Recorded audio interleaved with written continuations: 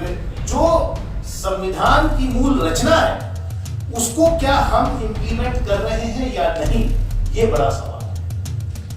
और मैं मुबारकबाद देता हूं कि इन सवालों को लेकर के उमर खालिद जैसे नौजवान वो निकले थे सड़कों, और जब सीएए लाया गया तो आज का जो दौर है, आज जो मिसयूज इसका हो रहा है, उन सारी चीजों से मैंने on record as a member parliament Lok Sabha में अवगत कराने का काम किया।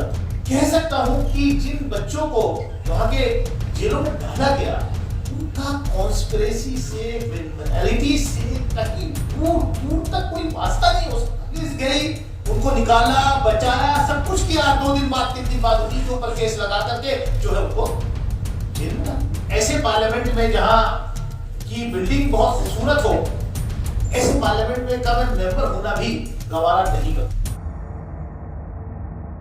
विस्तार से अपनी बात रखिए, मैं उसको आगे बढ़ाते हुए सिर्फ इतना ही कहूंगा कि जब ये यूएपीए में अमेंडमेंट लाया गया था तो इत्तेफाक से मेरा वो एज ए मेंबर पार्लियामेंट पहला सेशन था, और मुझे उस वक्त इतना अंदाजा नहीं था कि ऐसा होगा, लेकिन स्पॉन्टेनियसली मैं जब उस पर बोला तो आज का जो दौर है, आज जो मिसयूज इसका हो रहा है, उन सारी चीजों से मैंने on record as a member parliament Lok Sabha में अवगत कराने का काम किया था। पीयूसीएल की साथी ने कहा कि इस यूएपीए के खिलाफ पॉलिटिकल पार्टीज को इकट्ठा होना चाहिए, अपोजिशन की पॉलिटिकल पार्टीज।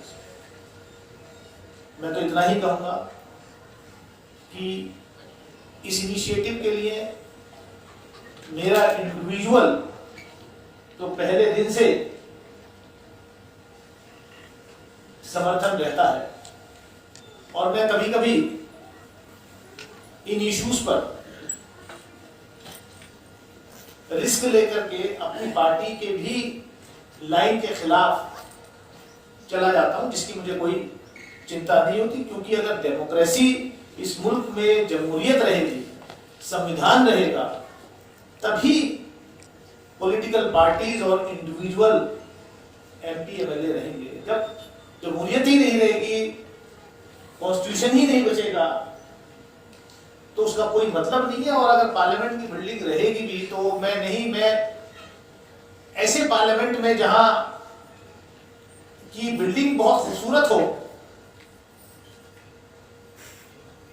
ऐसे पार्लियामेंट में का मैं मेंबर होना भी गवारा नहीं करूंगा, जहां पर जिस मुल्क में अगर ह्यूमन राइट्स ना हो। खूबसूरत बिल्डिंग तो पार्लियामेंट की सबसे खूबसूरत बिल्डिंग में देख रहा था, वो तो क्या नाम, नॉर्थ कोरिया की सबसे खूबसूरत बिल्डिंग है। बिल्डिंग से नहीं कुछ होगा, लेकिन जो संविधान की मूल रचना है उसको क्या हम इंप्लीमेंट कर रहे हैं या नहीं, ये बड़ा सवाल है। और मैं मुबारकबाद देता हूं कि इन सवालों को लेकर के उमर खालिद जैसे नौजवान वो निकले थे सड़कों पर। और जैसा नदीम भाई ने जिक्र किया कि मैं अपने आप को सौभाग्यशाली मानता हूं कि मैं ऐसे इदारे से आया निकल के, जहां पर जो इदारा फ्रीडम मूवमेंट का एक पौधा, और जब सीएए लाया गया तो उसके विरोध की शुरुआत भी जामिया मिलिया इस्लामिया से हुई। और जामिया के हमारे साथी, हमारे जूनियर्स, मतलब उन्होंने कुर्बानियां दी, और वहां जेलों में बिना किसी, मतलब मैं जानता हूं, मैं कह सकता हूं कि जिन बच्चों को वहां के जेलों में डाला गया, उनका कॉन्स्पिरेसी से, क्रिमिनलिटी से कहीं दूर दूर तक कोई वास्ता नहीं हो सकता।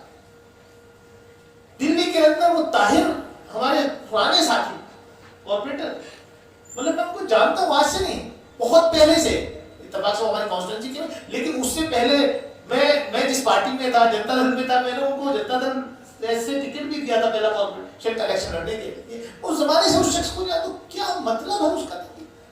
वो 3 दिन पहले हमारे साथ उन्होंने वाकई मेरे से बयान किया कि साहब ऐसे ऐसे हो रहा है, ऐसे ऐसे हुआ है, सब जानते हैं।